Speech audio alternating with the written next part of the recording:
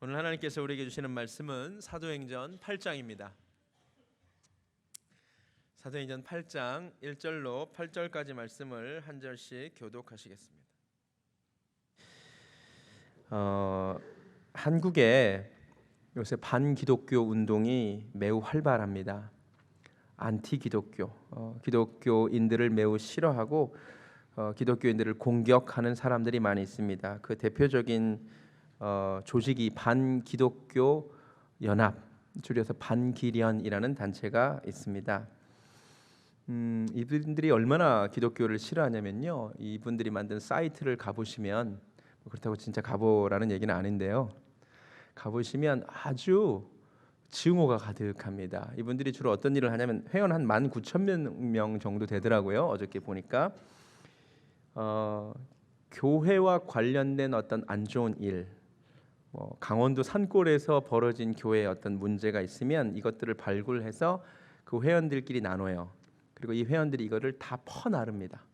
그리고 조회수를 올립니다. 그래서 반드시 우리나라의 대표적인 포털 사이트인 다음이나 네이버에 노출되게 만듭니다. 여러분, 다음이나 네이버에 기사들이 많이 올라오잖아요.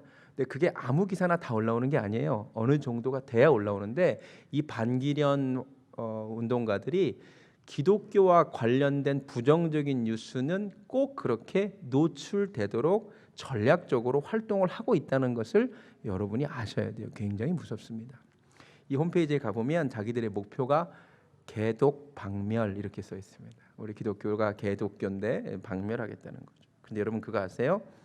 이 안티 기독교 운동, 반기려 운동의 시초가 사울이에요. 사울.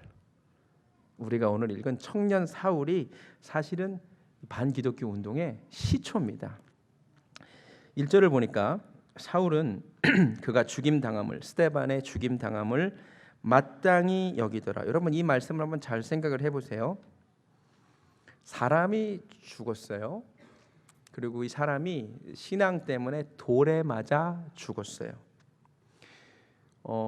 보통 사람은 그래도 사람이 죽었는데 그렇게 마땅히 여기지는 않죠. 그죠? 근데 사울은 잘 죽었어. 죽어 마땅해라고 여겼습니다. 이 정도면 사울이 그리스도인들을 향한 증오가 어마어마했다는 것을 알게 됩니다.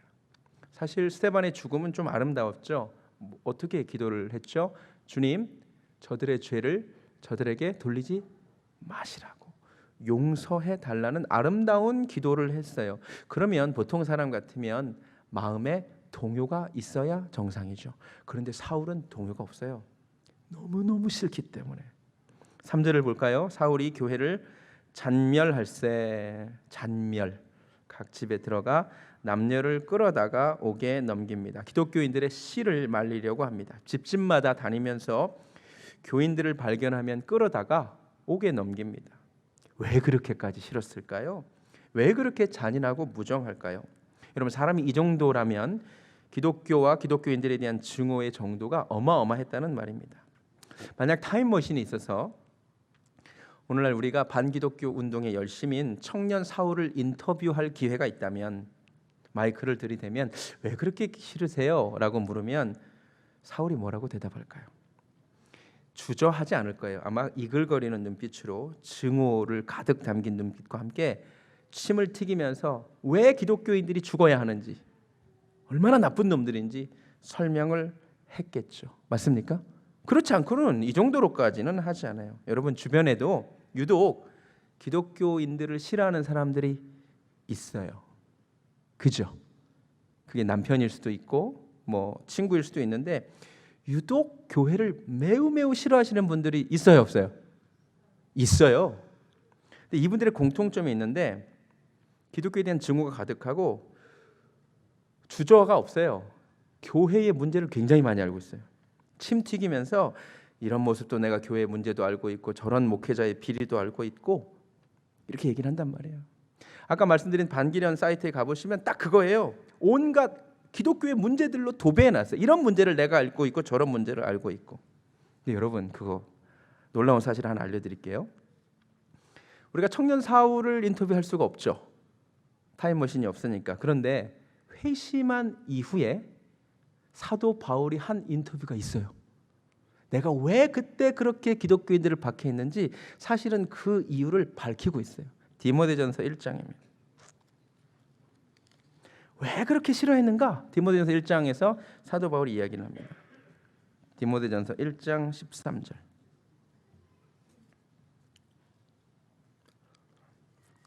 디모데전서 1장 13절 잘 보시기 바랍니다. 내가 전에는 비방자요, 박해자요, 폭행자였으나, 맞죠? 사도 바울이 이랬죠. 도리어 긍휼을 입은 것은, 그 다음에 놀라운 고백을 합니다. 내가 믿지 아니할 때에 알지 못하고 행하였음이라. 몰라서 그랬대요. 그 당시 몰랐대요. 여러분, 굉장히 놀라운 고백입니다. 여러분, 오늘날 기독교를 싫어하시는 분들의 특징이 뭐라고요? 자기가 기독교를 좀 안대요. 어려서부터 교회도 좀 다녀봤고 교회 이런저런 문제들을 너무나 잘 알고 있어서 내가 기독교를 이렇게 싫어한다고 얘기합니다. 근데 반기독 운동의 시조인 사도 바울이 뭐라고 얘기냐면 몰랐었다. 내가 몰라서 그렇게 싫어했다라고 말을 합니다. 교회를 잠깐 다녀봤다고는 하지만 진짜 하나님을 몰라서 그러는 거예요. 진리를 만난 적이 없어서 그런 거예요. 교회의 이런저런 표면적인 문제는 알고 있을지 모르나 교회를 세우시고 교회에 운행하시는 성령님의 역사하심을 몰라서 그러는 거예요. 깨달아지세요? 진짜예요. 여러분 주변에 유독 기독교에 대해 비판적이고 그리스도인들을 싫어하시는 분들을 보잖아요. 그럼 겉으로는 하지 말고, 겉으로 하면 또 큰일 나요. 속으로 몰라서 저러는구나. 진짜예요. 아무것도 몰라요. 그분들이 엄청 많이 알고 있는 것처럼 얘기해요. 주로 내가 많이 안돼요, 기독교에 대해서. 아니에요. 하나도 몰라요. 몰라서 그러는 거예요. 그분들은 하나님을 몰라요. 교회 안에 역사하시는 성령님의 이 역사하심을 몰라요. 몰라서 그러는 거예요. 여러분의 표정도 왜 모르는 듯한 표정으로 이렇게 앉아 계세요? 몰라서 그러는 거예요. 감사하게도 하나님께서 사도 바울을 바꾸고 나셨더니 사도 바울이 고백하기를 나 진짜 아무것도 몰라서 그랬다. 오늘날 하나님 이런 역사를 계속해서 행하시는데요. 최근에 한국에서 유명해지신 분이 울산대 법대 교수인 이정훈 교수라는 분이세요. 이분도 한국에서 반기독교 운동의 핵심에 있었던 분이에요. 이분은 특별히 종교자유정책연대라는 시민단체를 만들었습니다. 종자연. 겉으로는 종교자유를 표방하지만 사실은 반기독교 운동이에요. 이 사람의 목표가 기독교 박멸이에요. 이 사람이 기독교를 박해하고 싫어하기 때문에 주로 많이 한 게 성경을 많이 읽었대요. 알아야 비판하니까. 여러분보다 성경 많이 읽었어요. 심심하면 기독교 방송을 봤대요. 알아야 비판하니까. 목사님들 설교하면 그렇게 조롱을 했대요. 근데 어느 날 CTS에서 설교를 또 들으면서 비판을 하는데 목사님이 우리는 죄인입니다 라고 할 때 죄인 웃기고 있네, 너나 잘해라 라는 말을 하는 순간 그분의 혀가 갑자기 굳어버렸대요. 그리고 그가 자기 고백이에요. 하나님 앞에 꼬꾸라져서 마치 바울처럼 회심을 하고 지금은 예수 믿는 사람이 되어서 주님을 전하는 일을 하고 있어요. 이번에 간증을 한 4분 정도만 들어보겠습니다. 아까 목사님께서도 잠깐 설명을 해주셨지만 제가 했던 일이 종교자유정책연구원을 만든 거였는데 거기서 또 많은 것들을 기획했었죠. 그래서 교회를 어떻게 하면 한국에서 사라지게 할 것인가가 이제 그 목표였는데요. 중요한 거 하나만 딱 집중적으로 말씀드리면 법이 왜 중요한지를 정확하게 아셔야 된다. 우리 크리스찬 교사들 계시죠. 또 우리 공직에 계신 우리 믿는 분들이 계신데 공직에 있는 분들, 그 다음에 국공립학교의 교사들을 열심히 전도하고 예수님 전파하면은 처벌할 수 있게끔 만드는 법을 기획했었어요. 그리고 그게 거의 통과되기 직전까지 갔었습니다. 근데 저는 그 회심하고 나서 하나님 은혜를 그 사건 때문에 더 절실하게 느꼈었는데요. 제가 그 법의 기획자였는데 만약에 그 법이 통과됐으면 어떻게 됐을까요? 저 역시도 자유로울 수가 없겠죠. 그리고 제가 우리 믿는 사람들이 핍박받는 걸 보면서 저도 믿는 사람의 한 사람으로서 얼마나 힘들었겠습니까? 사실은 그런 참 그 흉악한 계획을 세우고 기획하던 그 와중에 더 센 걸 기획하려고 절에 가서 이제 머물면서 제 개인 연구도 할 겸 이제 교회를 더 어떻게 하면 효과적으로 핍박해서 이 땅에서 사라지게 할 것인가를 기획하기 위해서 들어가 있다가 우리 또 일방적인 은혜를 또 제가 입고 회심을 하게 됐는데요. 그때 생각을 하면 참 꿈만 같은 거죠. 그때가 이제 벌써 10년이 돼가는데 제가 사찰에 있으면은 마음이 편해야 될 거 아닙니까? 원래 거기서 늘 지냈기 때문에.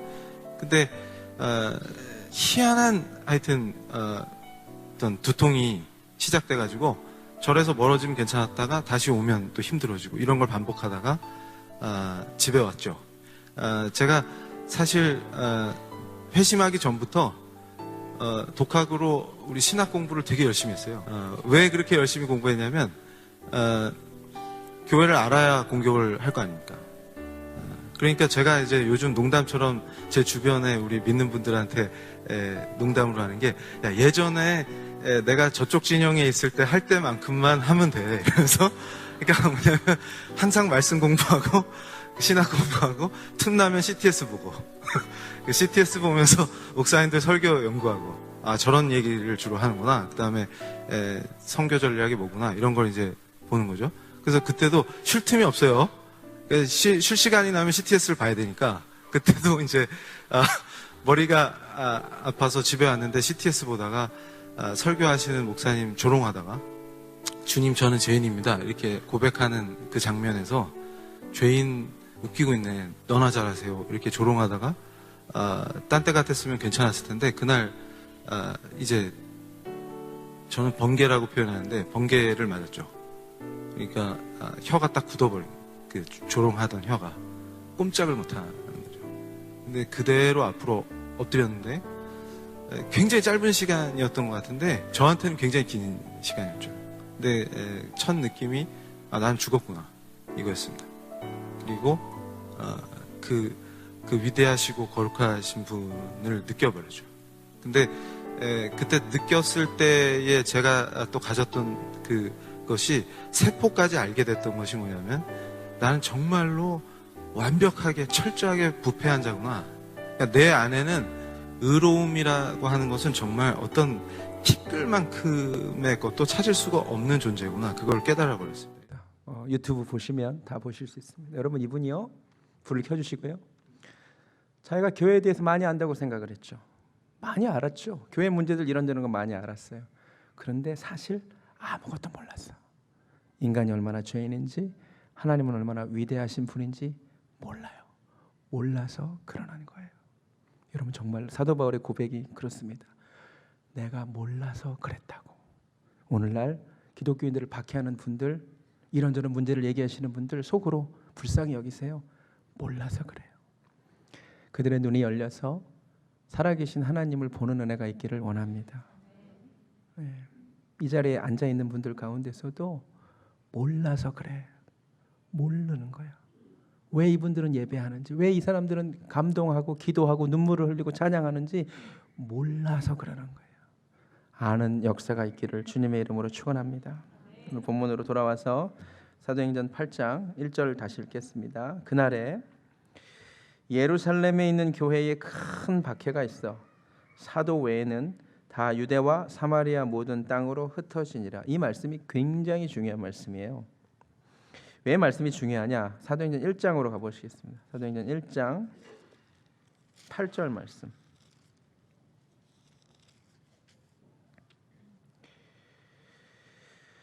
오직 성령이 너희에게 임하시면 너희가 권능을 받고 예루살렘과 온 유대와 사마리아와 땅 끝까지 이르러 내 증인이 되리라. 아멘. 예수님이 이게 마지막 말씀이시거든요. 이 마지막 말씀에서 예수님이 무슨 얘기를 하셨냐면 성령이 너에게 임하시면 너희가 권능을 받고 그 다음에 예루살렘을 넘어 온 유대를 넘어 사마리아와 사마리아를 넘어 땅 끝까지 내 증인이 되리라. 이것이 주님의 명령이요 약속이었습니다. 성령님이 언제 임하십니까? 사도행전 2장에 임하십니다. 그러니까 성령이 임하면 그 다음에는 온 세계로 나가서 복음을 전해야 되는 거죠. 근데 사도행전 2장에 성령이 임하셨는데 3장부터 아무리 읽어도 제자들이 나가서 복음을 전하지 않습니다. 우리가 지금 7장까지 읽었지만 제자들은 예루살렘에만 있거든요. 하나님은 나가라고 하셨는데 나가지 않아요. 예루살렘에만 있습니다. 그래서 하나님이 이 박해를 통하여 흩으시는 거죠. 여러분 기억하세요? 1장 8절에 순종하지 않으니까 8장 1절의 방법으로 흩으신 거예요. 깨달으시세요? 하나님이 나가라 그랬는데 나가지 않으니까 이제 흩어집니다. 그런데 오늘 본문을 잘 보니까 그래도 안 나가는 사람들이 있습니다. 1절을 다시 볼까요?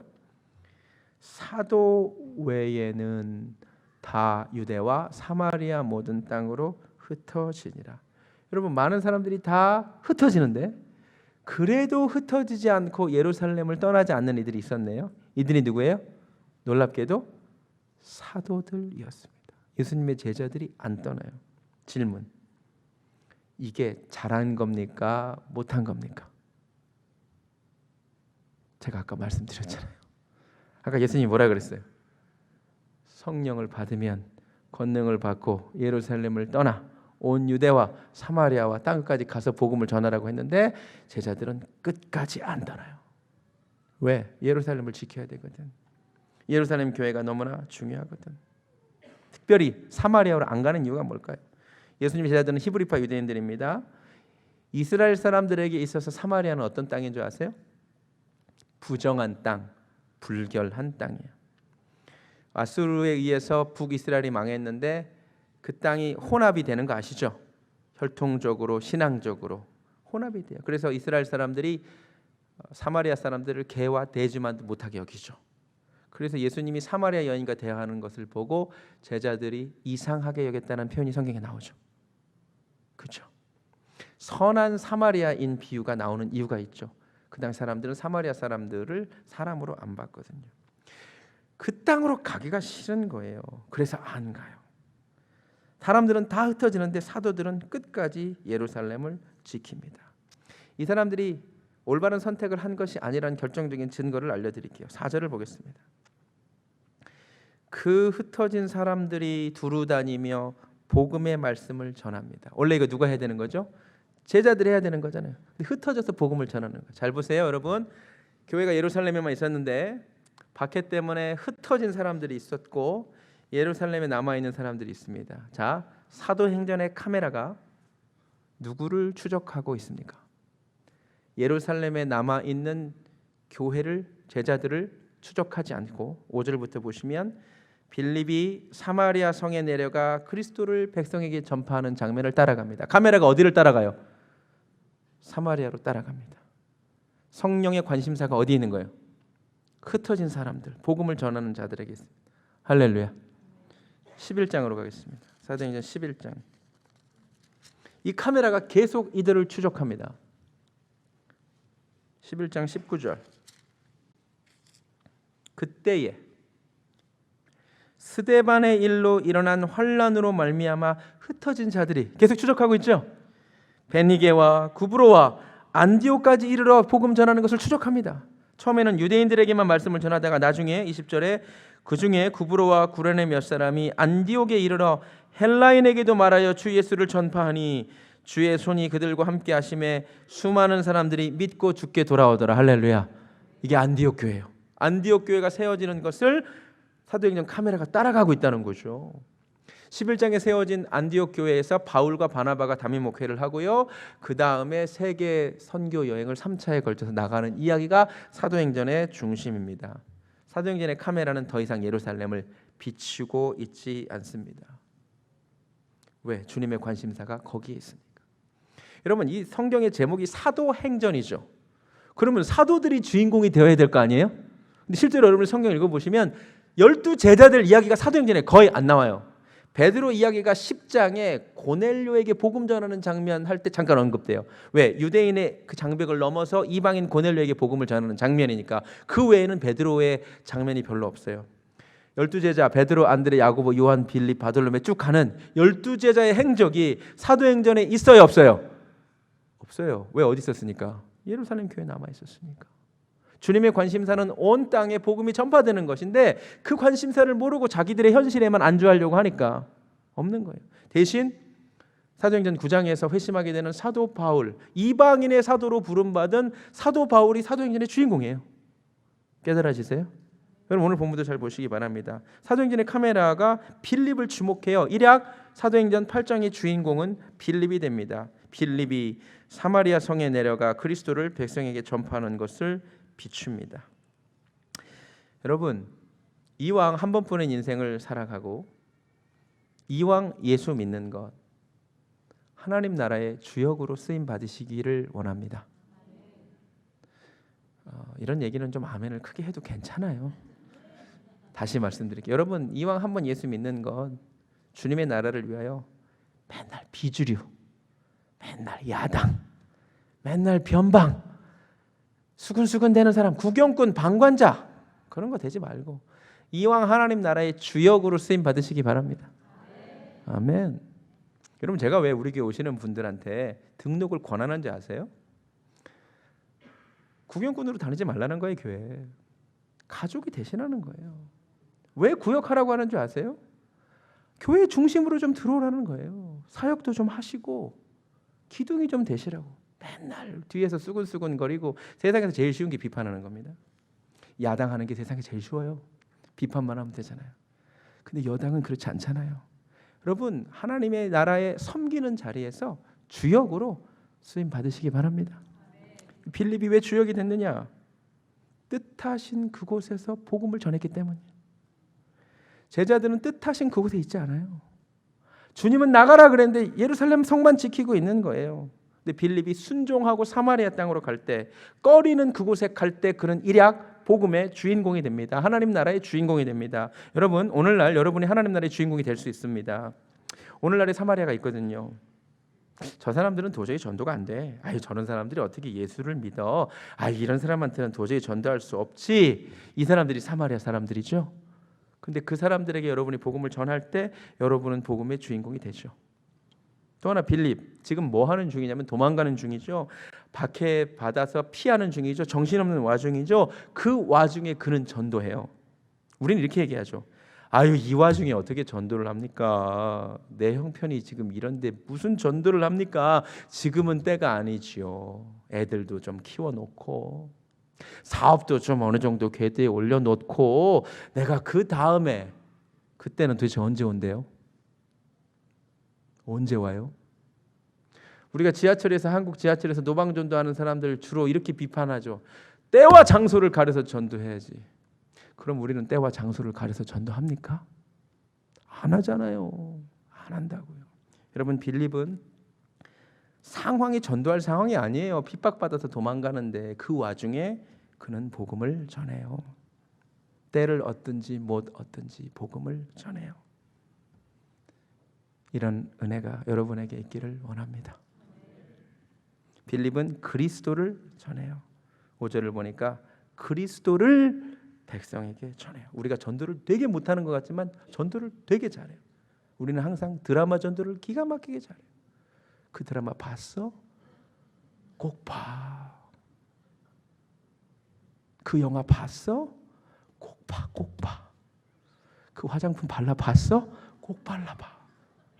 드라마 전도는 기가 막히게 잘하고 화장품 광고는 그렇게 전도를 잘하면서 예수 전도만 못해. 빌립은 그리스도를 전해요. 나는 어떻게 전도합니까? 빌립은 사마리아의 과거를 언급하지도 않고 우리가 정통이라고 이야기하지도 않고 너네 사마리아는 조금 좀 그래 이렇게 얘기하지도 않고 그냥 그리스도를 전해요. 여러분 전도를 어떻게 해야 되느냐?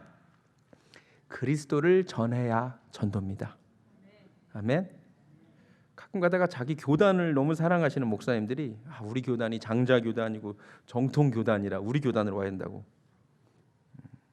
그리스도를 전하지 않는 전도는 전도가 아니에요. 교회를 자랑하는 것 좋아요. 저도 맨날 이런 얘기 많이 하죠. 내가 다녀본 교회 중에 우리 교회 제일 좋은 것 같다고. 그러면 또 이게 또 전염성이 있어서 몇 분이 지금 우리 교회 그런 얘기를 하고 다니셔요. 다 좋아요. 그런데 이건 시작이지. 결국 그래서 그리스도가 전해지지 않는다면 이건 다 헛것입니다. 아멘.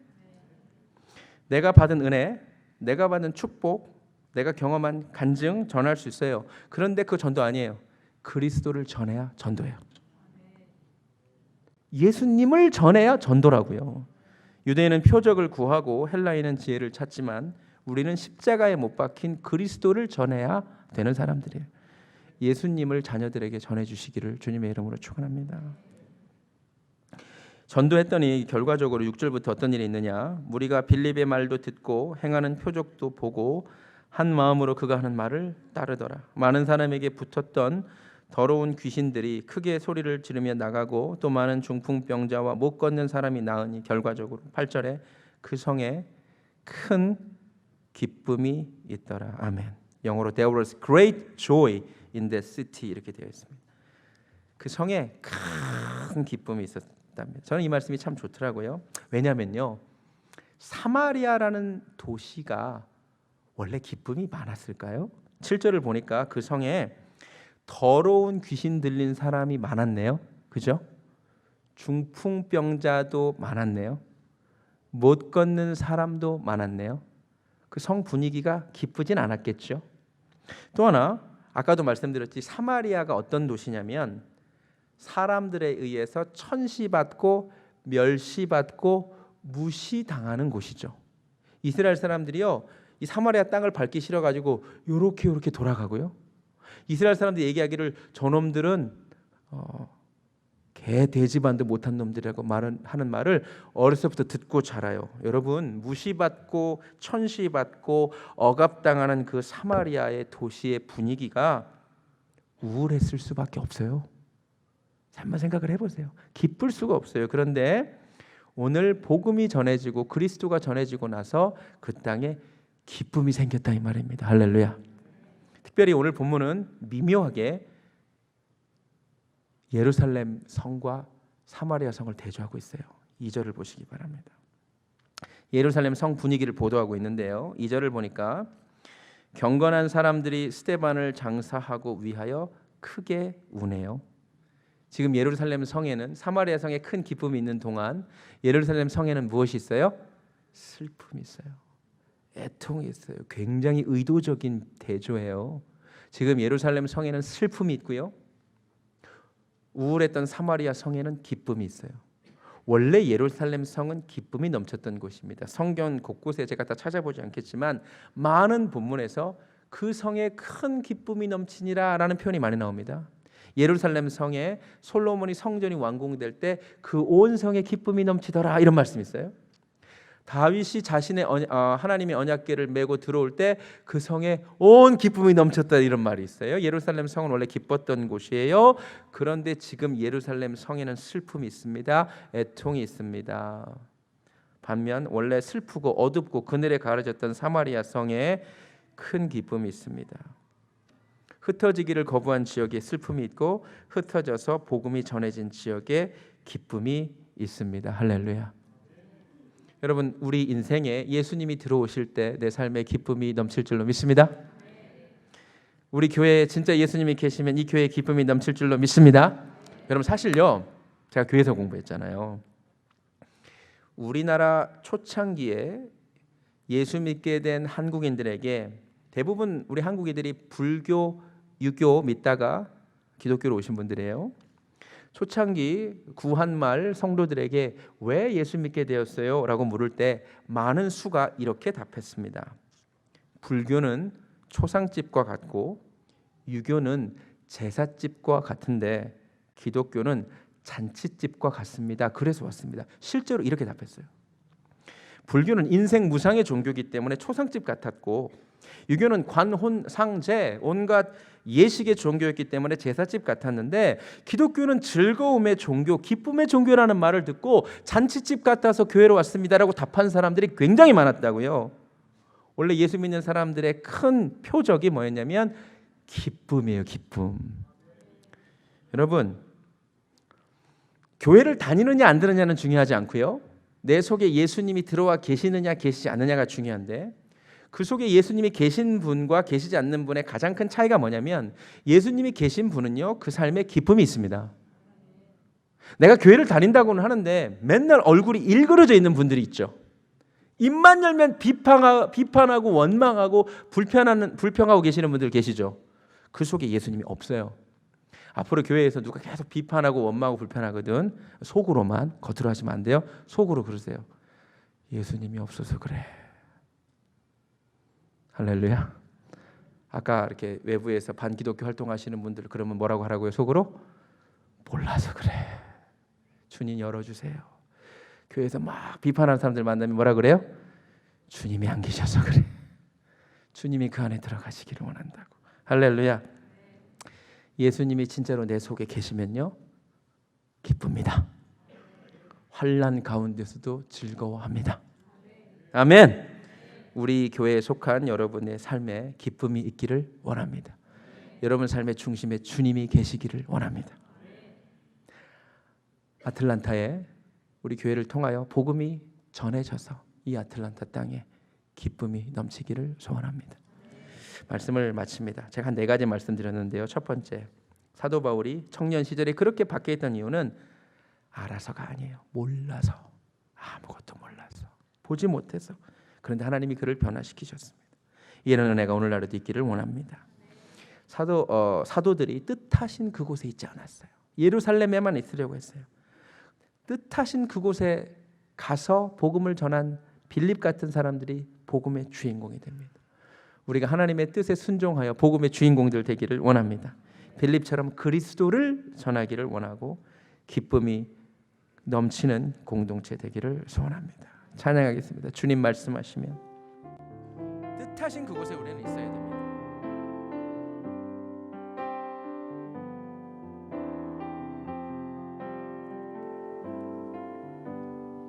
주님 말씀하시면 주님 말씀하시면 내가 나아가리라. 주님 뜻이 아니면 내가 멈춰서리라. 나의 가고 서는 것 주님 뜻에 있으니 오 주님 나를 이끄소서. 뜻하신 그곳에 나 있기 원합니다.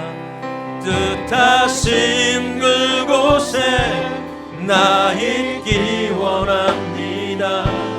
이끄시는 대로 순종하며 살리니 연약한 내 영혼 통하여 일하소서.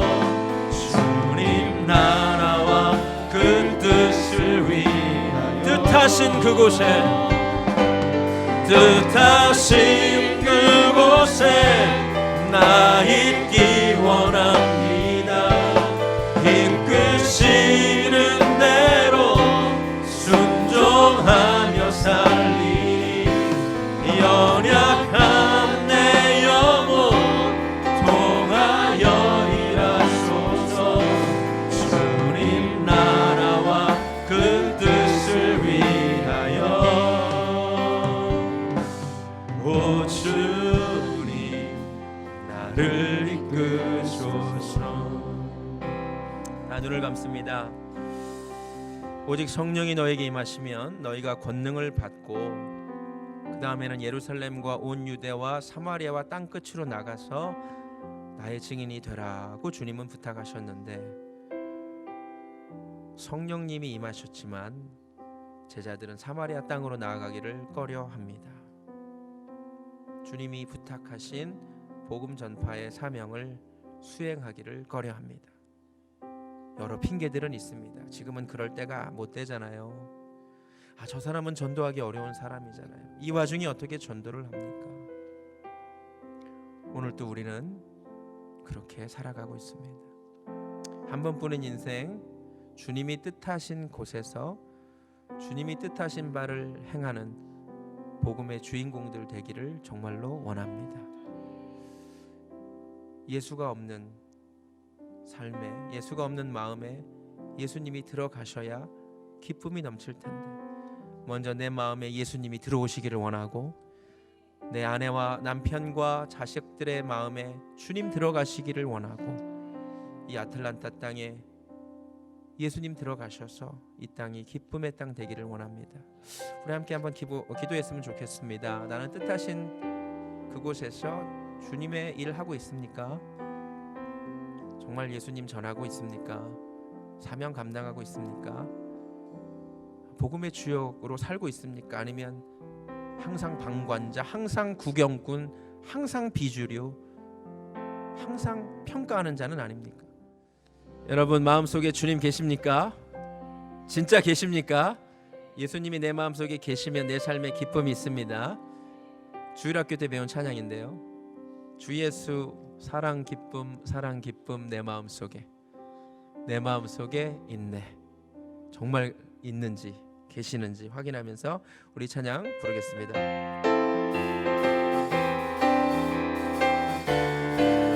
박수 치면서 부릅니다. 주 예수 사랑 기쁨 내 마음속에 주 예수 사랑 기쁨 정말 있습니까? 내 마음속에 나는 기뻐요 정말 기뻐요 주 예수 사랑 기쁨 내 맘에 나는 기뻐요 정말 예수님 계십니까? 주 예수 사랑 기쁨 이제는 정죄 없네 예수 안에서 이제는 정죄 없네 예수 안에서 나는 기뻐요 정말 기뻐요 주 예수 사랑 기쁨 내 맘에 나는 기뻐요 정말 기뻐요 주 예수 사랑 이제는 모든 어둠에서 해방됩니다. 이제는 해방됐네 예수 안에서 이제는 해방됐네 예수 안에서 나는 기뻐요 정말 기뻐요 주 예수 사랑 기쁨 내 맘에 나는 기뻐요 정말 기뻐요 주 예수 사랑 기쁨 내 맘에 나는 기뻐요 정말 기뻐요 주 예수 사랑 기쁨 내 맘에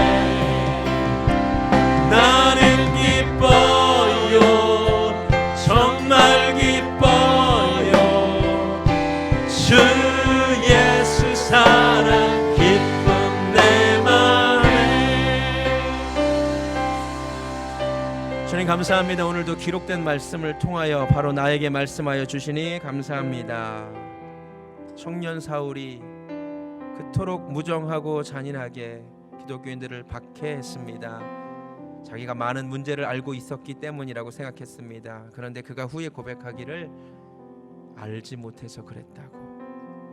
내가 교회의 표면적인 문제는 알았지만 진짜 살아계신 하나님을 알지 못했고 교회 안에 역사하시는 성령님도 알지 못했고 내가 죄인됨도 알지 못했다고. 하나님 오늘날도 청년 사울들이 많이 있습니다. 주님 불쌍히 여겨 주시옵시고 그들의 눈을 열어 주시옵소서. 그들의 귀를 열어 주시옵소서. 뜻하신 그곳에 있기를 원합니다. 사도들이 뜻하신 그곳에 있지 않아서 복음의 주역이 되지 못했습니다. 오늘날 우리가 뜻하신 그곳에서 주님의 일 감당하게 하여 주시옵소서. 빌립처럼 때를 얻든지 못 얻든지 그리스도를 전하게 하여 주시옵소서. 예수님 내 마음에 오셔서 내 삶에 기쁨이 넘치기를 원하며 내 사랑하는 자녀들 마음속에 주님 계셔서 내 사랑하는 자녀들의 삶이 기쁘기를 원합니다. 이 아틀란타 땅에 우리 교회를 통하여 예수님이 전해지셔서 이 아틀란타 땅에 큰 기쁨이 있게 하여 주시옵소서. 이제는 우리 주 예수 그리스도의 은혜와 하나님 아버지의 극진하신 사랑과 성령님의 역사하심이 복음의 주인공이 되기를 소원하는 뜻하신 그곳에 있기를 소원하는 사랑하는 베들기의 성도님들 머리 위에 지금부터 영원까지 함께 하시기를 간절히 축원하옵나이다. 아멘.